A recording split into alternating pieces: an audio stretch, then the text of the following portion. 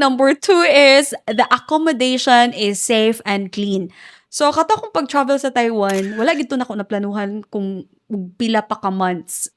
Murag, dool na ko mag-travel, ay ha na ko na-book ang everything. So, wala na kayo available nga mga hotels. Dayon, akong gistayhan dito, barato ra kayo siya mga ma'am and sir.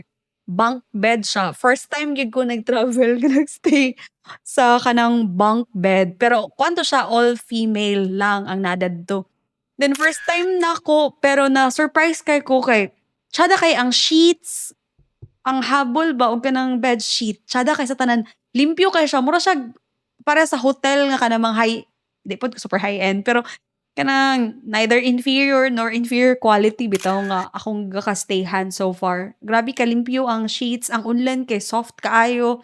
Then nagyapon kay personal space, although bunk bed siya kay murag namo siya blinds nga i-down nimo o itaas nimo din. Napos siya sariling aircon, na siya mirror, na siya lights. Murag gyapon siya room, pero gamay lang gid siya. Pero di gid siya para sa hotel. Then safe kayo.